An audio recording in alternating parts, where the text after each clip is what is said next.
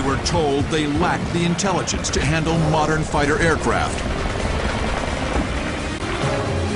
They were not supposed to succeed. But in the face of bigotry and ignorance, the Tuskegee Airmen prevailed. With skill and bravery, this all-black fighter squadron shattered racist stereotypes. And their exploits became the stuff of legend. Now you're in the cockpit as red-tailed Mustangs take on swarms of Nazi fighters.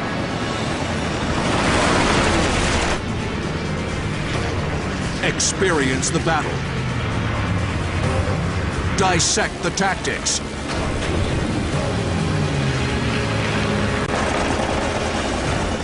Relive the dogfights of the Tuskegee Airmen.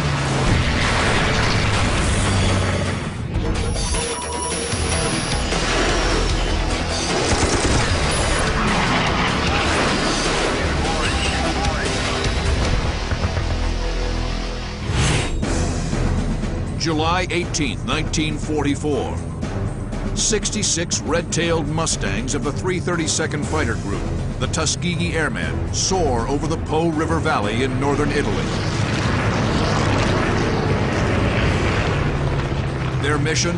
Escort B-17 Flying Fortresses on their way to bomb an airbase in Memmingen, Austria.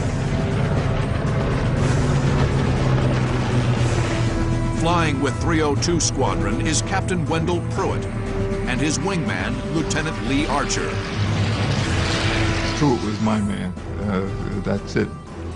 If he had gone to hell, I would have followed him.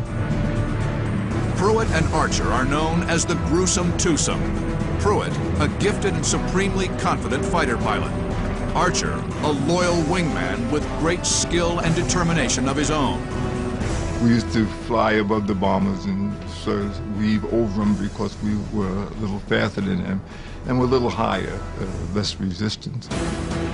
Suddenly, someone calls out enemy aircraft at 3 o'clock low. Heading for the bombers, a single flight of 4 Me-109s. The Gruesome Twosome are sent into action. Archer follows Pruitt through a wide, swooping turn. The purpose of me being a wingman, I always thought, was to keep Pruitt's back end from getting trouble. Pruitt singles out one of the Me-109s. The German spots the danger and brakes. The Mustangs turn in pursuit, straining against the pull of G.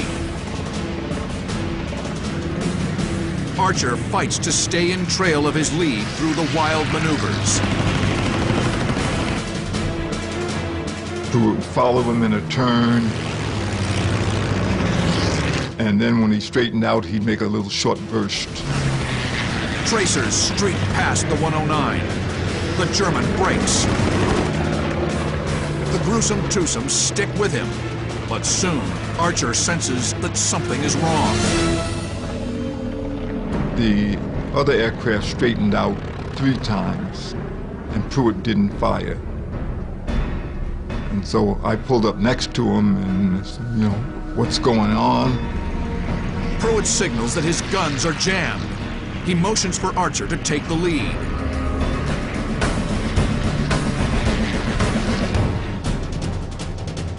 Archer throttles up and closes on the enemy.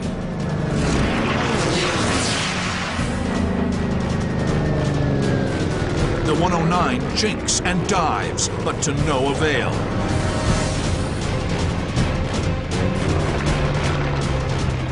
I made the burst, it hit him.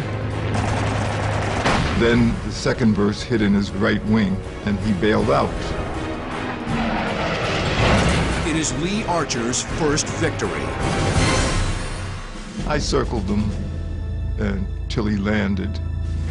And he was standing there with his chute, and I came down over him. I wiggled my wings first and then pulled up into the slow rolls before I turned off.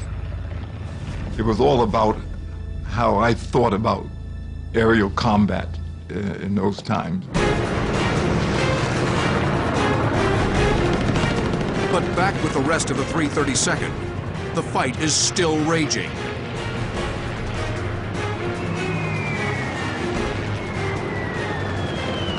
As many as 30 more ME-109s are attacking the bombers from all directions.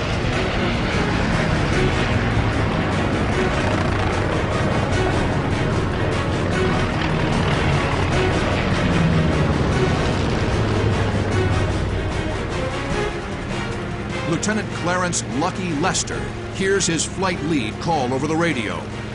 Bandits, 3 o'clock high. So at that point, the flight leader calls punch tanks. That means drop your tanks, let's head after the enemy. Lucky and the rest of his flight bank right on an intercept course. But then Lucky spots an even better target.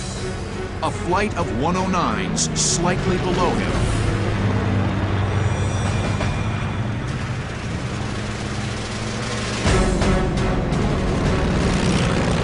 That training kicks in and reflexes take over, and you're an animal and you're out for the kill. You're on the hunt. You're going to get it done. The Germans have not yet spotted him. At 200 feet, he unleashes a torrent of machine gun fire. The airplane starts to smoke and it explodes. Pieces are flying all over, debris coming at him, he's dodging the debris. Lucky bobs and weaves through the flaming wreckage. Miraculously, his aircraft is unscathed. Off to his right, probably just with the swivel of the head, left and right, he notices another 109. He peels over to the right, gets behind this second 109, and he gives him the works.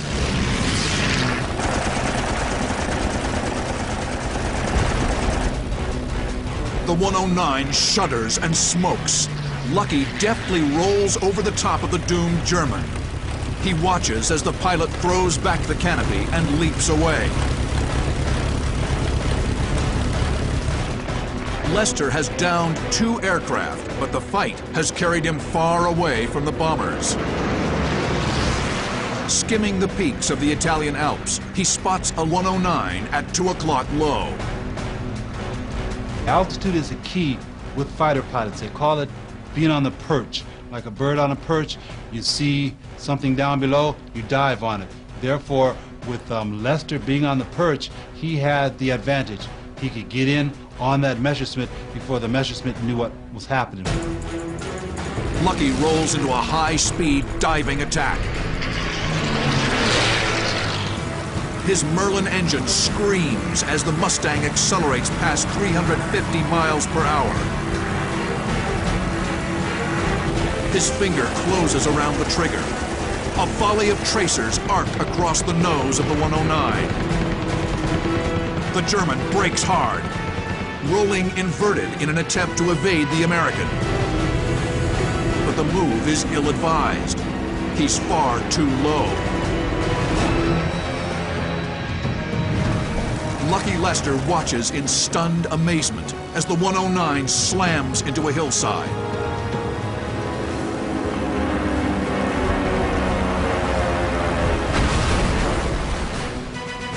Lester soars over the wreckage, exhilarated by the intense dogfight. Alone, he's accounted for 3 enemy aircraft.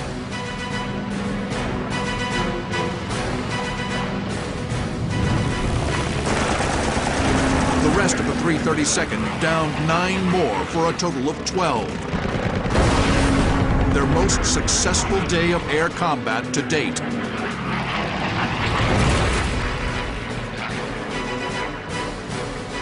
It is a milestone for the Tuskegee Airmen, a fighter group whose battle against the German Luftwaffe is only half the story. Deemed by the War Department as inferior to whites and unable to handle the intricacies of modern weaponry, black soldiers were relegated to support roles. Flying fighter planes was out of the question. It was thought, over the objection of Hap Arnold, who was in charge of the Air Corps at that time, that blacks didn't have the ability to do complicated things, the leadership, etc. We knew that was wrong. Under pressure from the black press, the NAACP, and even his own wife, President Roosevelt relented in 1939 and ordered the civilian pilot training program to be open to black students who wished to become civilian pilots. In December of 1940, the War Department followed suit and appropriated $1 million to build a suitable base to train black airmen at the Tuskegee Institute in Alabama. They called the effort to train these men an experiment. The men bonded immediately, imbued with a sense of common purpose and racial pride. Although the Army didn't believe in our capability, they didn't change the training standards, and that was a plus for us, that we were able to meet the standards and perform successfully. And World War II gave us a chance to go into combat units and do a first-class job so that the larger population would realize how silly and stupid segregation was. In April of 1943, the first full squadron of African-American fighter pilots, the 99th Fighter Squadron, received orders for deployment to the Mediterranean Theater of Operations.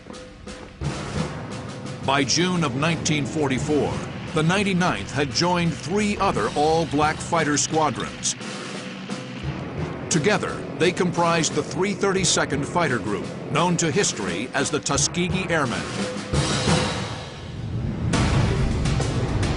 August 24th, 1944.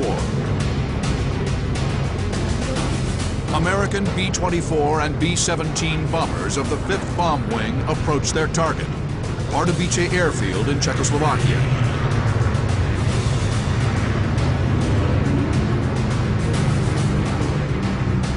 Escorting them are 52 red-tailed Mustangs of the 332nd Fighter Group, the Tuskegee Airmen. Among them is Lieutenant Charles McGee, flying a P-51C nicknamed Kitten after his wife. McGee leads a flight of 4. We were out to the side and slightly above the bombers. Our squadron was on that date operating, as I say, out to the side, weaving back and forth sufficient to be able to look around at all angles, not just flying a straight line. McGee will soon square off against a battle-hardened foe. Over a German airfield set ablaze by American bombs, McGee will find himself in the fight of his life, a fierce encounter against a tenacious enemy that will test his combat prowess as never before.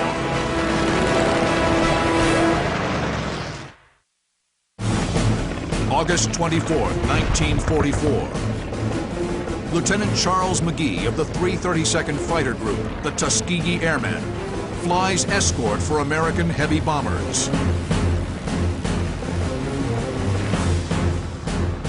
Their target is a German airfield in Pardubice, Czechoslovakia. McGee and the rest of the 332nd have battled hatred and ignorance for the privilege of flying combat. Each mission is a chance to prove their worth to a bigoted military hierarchy.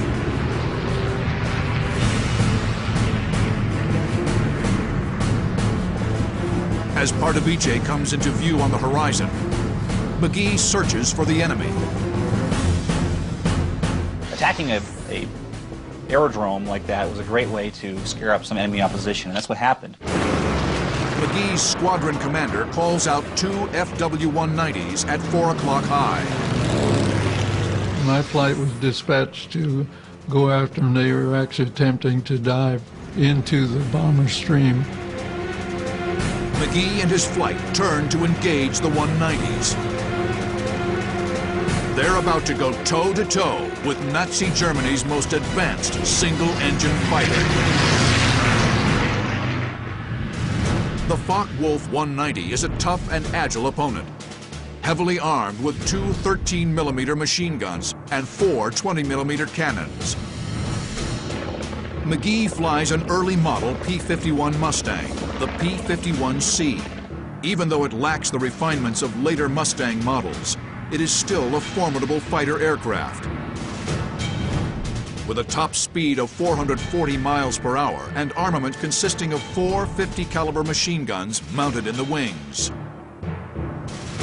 McGee's P-51C is faster and more maneuverable, but the FW-190 is more rugged and has better armament. The 190s are here. McGee and his men are here. McGee's best option is a slicing right turn that will position him directly on his opponent's tail. I took off after the plane to try to get a position to fire on him, and the plane continued in a dive. The Mustangs close with the enemy. But as soon as the 190s spot the danger, they split up. McGee takes his wingman, Roger Romine, with him after one of the fleeing Germans.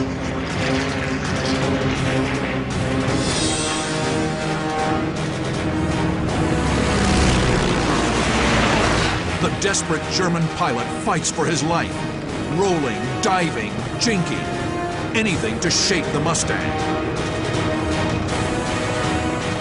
The enemy aircraft went for the deck as fast as it could and started engaging in a series of evasive maneuvers, trying to get Charles into a scissors battle, going back and forth and trying to shake him that way.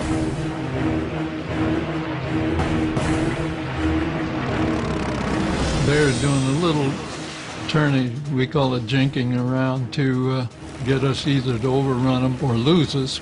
I was able to control speed enough to stay, but trying to close to a firing range, because you're just wasting ammunition if you try to fire too soon. McGee exploits the P-51's speed advantage and closes on his enemy. But the dogfight is getting dangerously close to Pardubice. The German pilot dove towards the airfield and led McGee across the airfield, which was by this point burning from the bombing raid. And again, the idea was for the German pilot not to engage McGee in some air-to-air combat, but to drag him across an area where the German flak could open fire and perhaps take out the American fighter off his tail. I can remember over the aerodrome, I could see one of the hangars on fire and some planes on the field.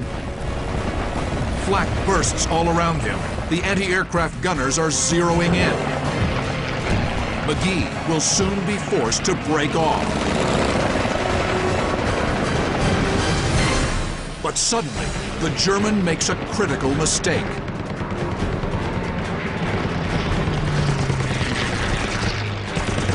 He made the fatal turn going around to the right, which appeared to me he might have been trying to escape through some of the smoke and sawing that was coming from the field, but it was the wrong turn because I happened to be right in the right position at that time to effectively fire on him. McGee opens fire.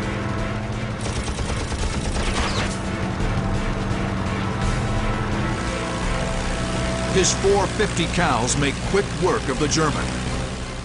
The 190 shudders sickeningly, then rolls. The wounded Focke-Wulf hits the ground in a brilliant explosion.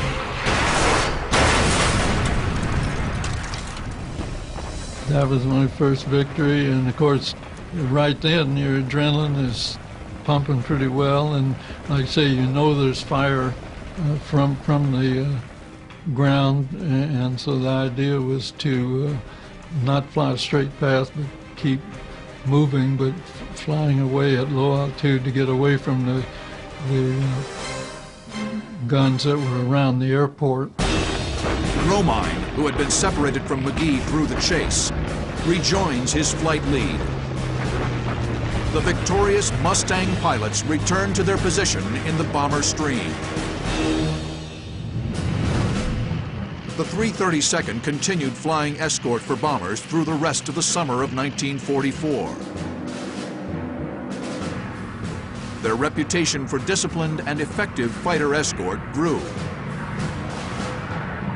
The Stars and Stripes, which is a military newspaper that came out every day, would talk about our missions, and they would talk about the all-Negro 332nd Fighter Group and how they had protected the bombers and how we were doing such a great job in protecting the bombers. The 332nd flew mission after mission, protecting bombers of the 15th Air Force as they struck railroad bridges in northern Italy and oil refineries in Romania. They were sent all over Eastern Europe to strafe airfields and marshalling yards.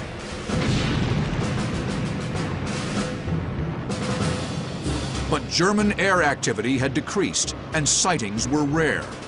The Tuskegee Airmen went the entire month of September without scoring a victory. But in October '44, the Luftwaffe returned in force. On the 12th, the gruesome twosome of Wendell Pruitt and Lee Archer will be back in action.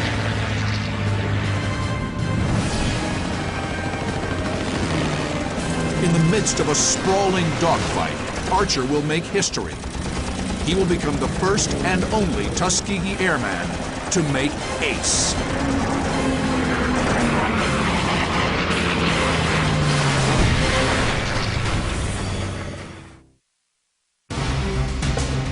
October 12, 1944. A squadron of red-tailed P-51 Mustangs of the 332nd Fighter Group soar over Lake Balaton in southern Hungary. After completing an escort mission, they're returning to base in Italy. Among them is Captain Wendell Pruitt and his wingman, Lieutenant Lee Archer, the gruesome twosome, as they are known. As they reach the southern tip of the lake, tiny specks appear on the horizon, a swarm of German Me-109s. There were more German airplanes in the air than I've ever seen before. Kind of made a little side decision, well, this might be it. Pruitt, Archer, and the rest of the Red Tails don't flinch. We didn't run or anything like that. We said, okay, they're up here. There's as many of them as it is of us. So we'll take them on. Throttles firewall, machine guns armed, the Tuskegee Airmen rip through the German formation. The skies above Lake Balaton explode with the roar of piston engines and the staccato burst of machine guns and cannon. With the battle raging all around them, Pruitt and Archer select a target. They'll make a head-on pass with a German 109 just off their nose. The gruesome twosome streak past the enemy. Archer drops in trail of Pruitt as they roll left in pursuit. He'd pull ahead and I'd pull right behind him and try to stay on him. He was a heck of a pilot, and just staying there sometimes was a full-time job. Pruitt's tight turn takes the German by surprise. The P-51's 450 cals open up. The pilot leaps from the smoking plane.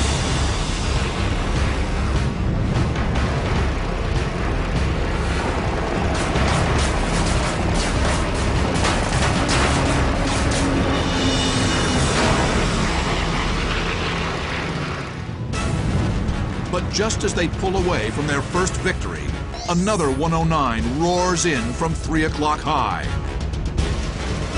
He pulled in to take a side shot at Pruitt, and Pruitt slowed down. I guess he chopped throttle or something. I know I did. Pruitt's quick reaction saves him from certain death. Reducing his speed causes the 109 to overshoot to the side. With careful maneuvering, he can flush the 109 out in front of him. Archer lets his lead do the work. Pruitt manages to force the 109 out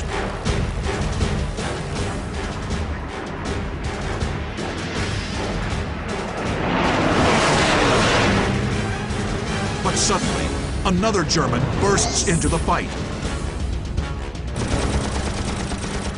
And the other one came in to get on Pruitt's tail, not realizing that my only job at that time was to protect Pruitt's tail.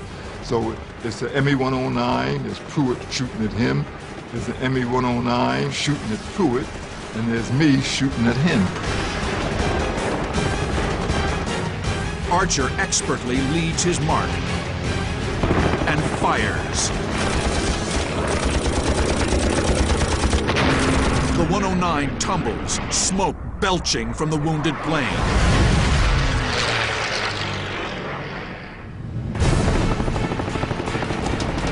Seconds later, Pruitt fires a long burst into his 109.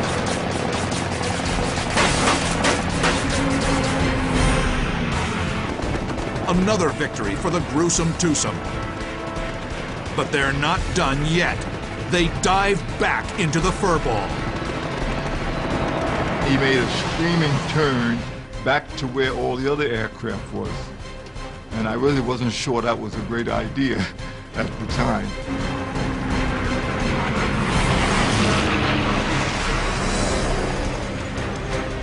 Pruitt instantly spots a target amidst the chaos. Another 109 is positioned just off his nose. As we got into the other airplanes, another one picked him up, and he made a head-on pass on him with me peppering behind him. Pruitt and Archer roar past the German, guns blazing. Archer follows Pruitt through another crushing left turn. I guess I was lagging a little bit. Another one came right in behind him. Again, we had the same thing.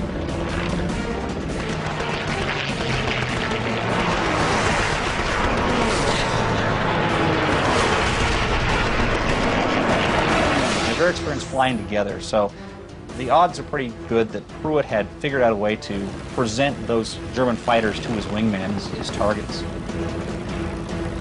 They were suckers. They didn't see the second airplane 1,000 yards behind, armed to the teeth. Again, Archer's 50 cals sparked to life. When I first started firing, he realized that someone was behind him, and then he broke kind of right and left, but he didn't break and make a big turn. But the Germans' evasive tactic is futile.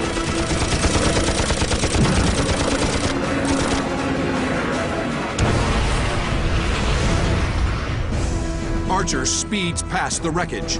He's now one victory away from making ace, with plenty of targets to choose from.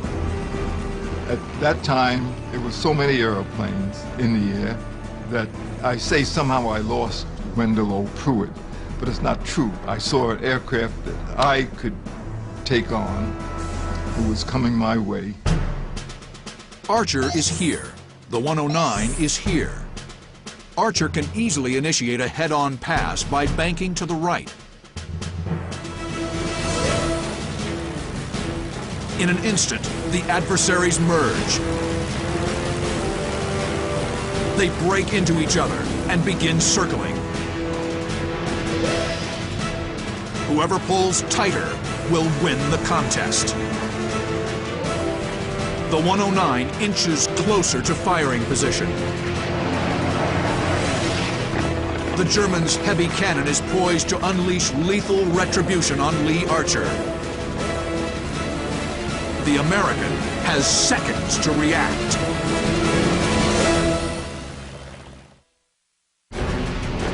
October 12, 1944. Tuskegee Airmen pilot Lee Archer is in a grueling turning fight with a German Me-109 and slowly losing the advantage. But suddenly, he spots a second 109.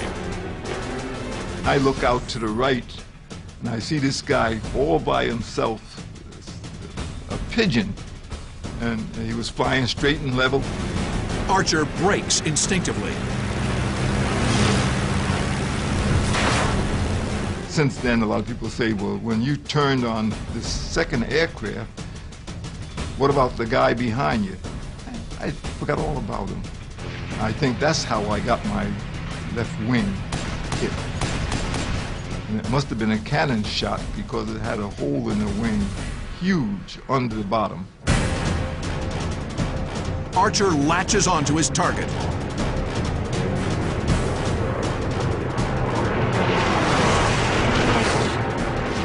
The German counters by pitching over into a steep dive. He's headed for the safety of an airbase. But the maneuver fails. The determined Mustang pilot will not be denied his 5th victory.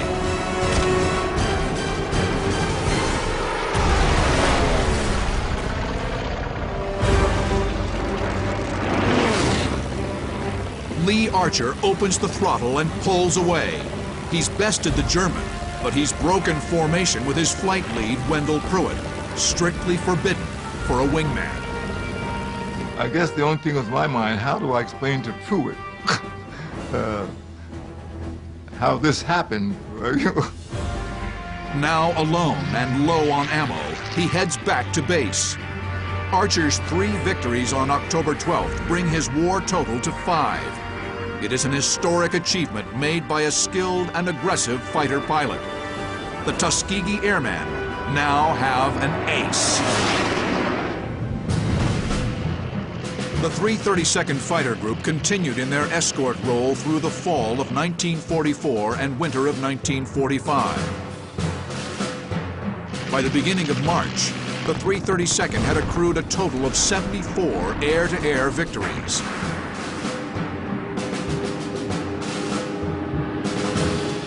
But as the war dragged on, a new threat appeared in the skies above Germany.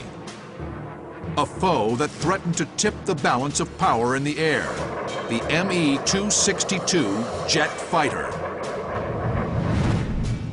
A generational leap in aircraft technology, the Me-262's 100-mile-per-hour speed advantage over the Mustang and its heavy armament made it a lethal threat to American bombers. But in one of the war's great ironies, the Tuskegee Airmen, once maligned as unfit to comprehend modern technology, will draw blood against the seemingly invulnerable Me-262. March 24, 1945. The drone of aircraft engines echoes through the skies of central Germany. A bomber train of 200 B-17 Flying Fortresses descend on Germany, targeting a tank assembly plant in Berlin. Mustangs of the 332nd Fighter Group fly escort. Just outside Berlin, the Red Tails are scheduled to be relieved by another unit, the 31st Fighter Group. Turned out that they got caught in the weather. We were told, keep on to target. We had enough fuel, barely, to get back. The 332nd stays with the bombers. But as they near the target, the Americans spot the distinct contrails of twin-engined Me-262s. All of a sudden, we begin to hear bogeys, bogeys. And that's where we began to see streaks up in the air. We were flying about 24, about 26. These streaks going out and said, oh, jets. So in my case, I said, be alert, be alert, be alert. I'm taking over. The 262s won't risk a frontal assault. They'll break up in small groups and attack along the length of the bomber train. A flight of 4 streaks in, lobbing cannon shells at long range before any of the Mustangs can engage. As the Germans break away, one 262 gets careless. He flies right in front of P-51 pilot Lieutenant Earl Lane. Lane reacts instinctively, breaking away to pursue the enemy jet. In this situation, Lane fired a tremendous long-range deflection shot. He's got range and he's got deflection, 2 factors that really conspire to throw off a lot of pilots' aims. At a range of 2,000 feet, he opens fire. Rounds slam into the enemy jet, wounding the pilot.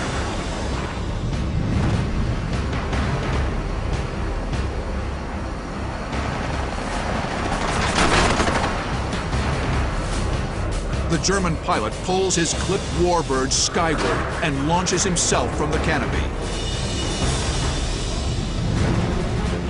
One down, but there are more Tu-62s attacking the American heavies. One of the German jets makes a high-speed pass. But as he pulls out of his run, he flies over the cockpit of Mustang pilot Charles Brantley. Brantley was able to latch onto him and open fire from much closer range than Lane was. And again, scored kills on the ME-262. Despite its speed, the airplane is relatively easy to bring down if you get hit it with 650s, and that's what happened. Further back in the bomber stream, the ME-262 attack reaches a fever pitch. Like a pack of wolves, the German jets stalk their prey from a distance before they pounce. Lieutenant Roscoe Brown, flying lead in a flight of 4, cranes his neck, searching for any threat to his sector of the bomber train. I was headed in a left-hand turn. All of a sudden, I saw these jets coming up from 7 o'clock and 5 o'clock. Coming up. The Tu-62s close on the bombers at over 400 miles per hour. Roscoe Brown and his men are all that stand in their way. Without a moment's hesitation, Brown calls drop tanks and turns to engage, flying headlong into the fight.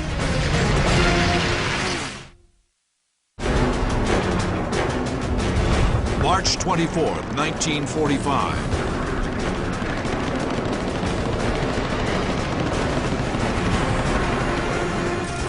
The Tuskegee Airmen have drawn first blood against World War II's most advanced fighter, the German ME-262.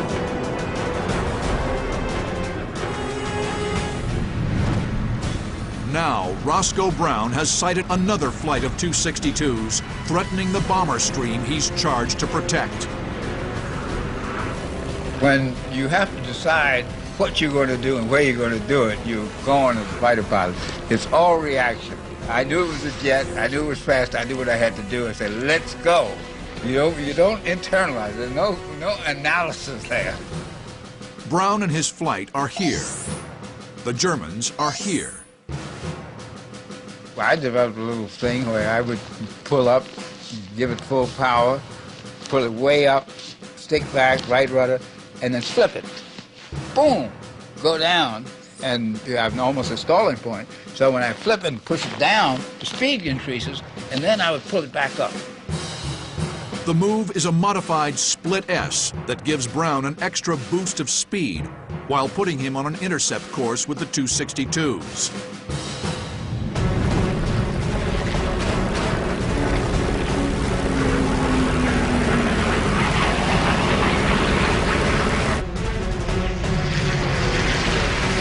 When I came out of the split S, I could see him. He was coming up. And this is within fractions of a second. Roscoe Brown seizes the opportunity.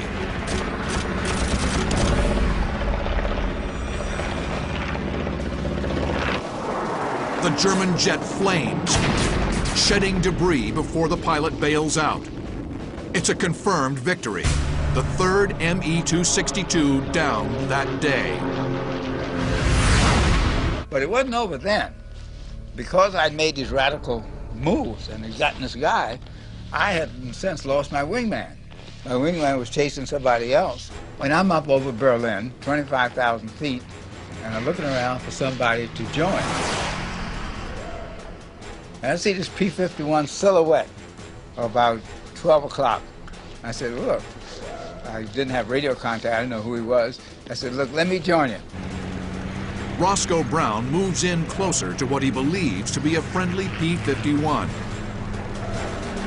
So as I started making a circle, I saw that the P-51 had a German cross on it. We knew that the Germans had captured some P-51s and were infiltrating some of the formations to try to get closer. And so I said, well, let me go get him. Brown goes on the attack, but the German takes evasive action.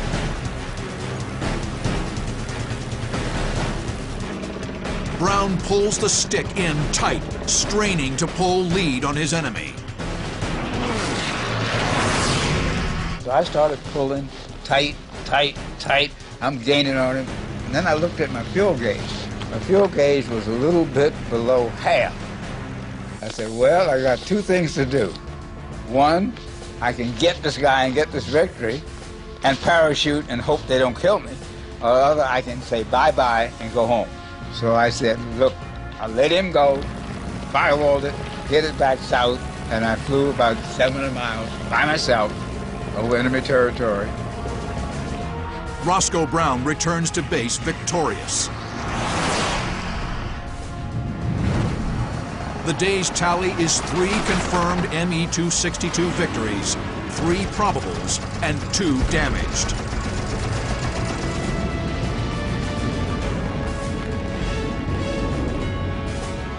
It's one of the outstanding feats for any group during the war against the Me-262.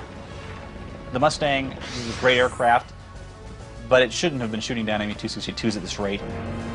In addition to this stunning achievement, the Tuskegee Airmen later find out the Berlin mission was the longest escort of the war. We did show them. Actually, we were very damn good in our escort. And later we got the Presidential Unit Citation. The guys were really, really so happy. By war's end, the 332nd had downed 108 enemy aircraft, received 744 air medals, 150 Distinguished Flying Crosses, 14 Bronze Stars, and 1 Silver Star. But despite the accolades for their efforts overseas, the Tuskegee Airmen return to a segregated America, indifferent to their achievements. I'm coming down the gangplank from a boat that brought me back to the States, and at the bottom of the gangplank is a sign that said colored troops to the right, white troops to the left, separated again. And at that time I said, well, you know, this is a pity. But the war efforts of the Tuskegee Airmen would not be forgotten. Our experience dispelled the myths and biases that had been a part of Army policy on our capability and how we would be used, so it brought about a change. In 1948, by order of President Harry Truman, the armed forces of the United States were integrated. The war record of the Tuskegee Airmen in the skies of Europe had shaken the foundations of entrenched American racism. This small but resolute group of African-American men, refined by hardship, danger, and adversity, had proven the fundamental injustice of a segregated military. You've got to know inside that racism is wrong. You've got to know inside that you have the capacity like anybody else, and when given the opportunity, you will overcome. We'd accomplished something important once given the opportunity, and the importance that this shows that it's not happenstance of birth or color of skin that's important. It's really what Martin Luther King really gave our country.